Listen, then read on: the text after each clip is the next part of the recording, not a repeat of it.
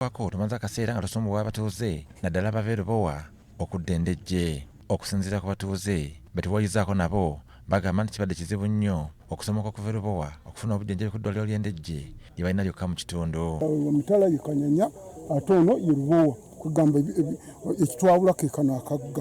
Tubadde mu buzibu bw'amaanyi naddala abaana baffe abato abasoma.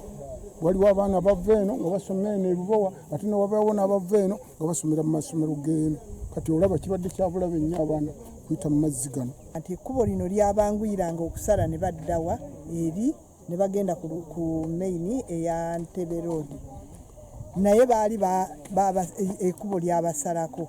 Kigambibwa nti ekkubo lino lyali lyaggalawo ekitongole ekivunaanyizibwa ku kitavu ky'abakozi ki NSSF bwe kyagula ettaka lino era ne kisalamu poloti. Faizo Walakira akulira ekitongole ky'ebyobusobozi mu munisipali ya Makindye Ssaabagabo agamba nti n'abasobozi babadde batawanyizibwa nnyo okusomesa ebyamaguzi byabwe okuva ku mutala ogumu okudda ku mulala. Mutukkirize tuzikole tusobole okuteeka value ku kitundu kyammwe kubanga naffe bwe twali tujja mu bukulembeze buno eyimu yaffe enkulu yakukola nguudo kubanga ekibuga kino kibadde physical planning yakyo yafa nnyo olw'enguudo ezibadde enfunda. Twebaza abo abamenya ebikomera byabwe bwe bategedde nti essaawa yonna tujja era tujja genda kwanguya ebyentambula.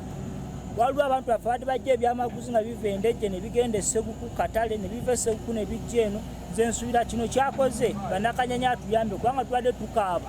Omuze gw'okuzimba amakubo ne ku ttaka lya gavumenti gubadde gukyase nnyo Makindye Ssaabagabo era abakulu bategeezezza nti enguudo eziwerako bagenda kuziggula.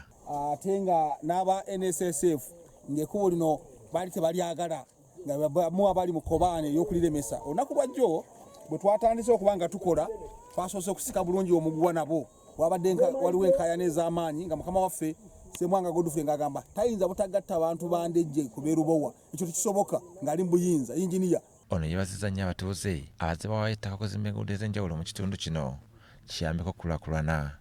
Tulina enguudo 27 naye luno lwa 28 tulwabadde ku puroguramu kubanga enteekateeka eno yabadde tugirinda kulaba nga tufuna ssente nnyingi tusobole okuliggula. Naye bwe twalabye obwetaavu tugamba no yadde ssente entono eziriwo katusooke tulukole tuluggule tunaafuna ssente twagana kuluteekako koolasi nga lugatta. Robert Mwanje, BBS Telefina.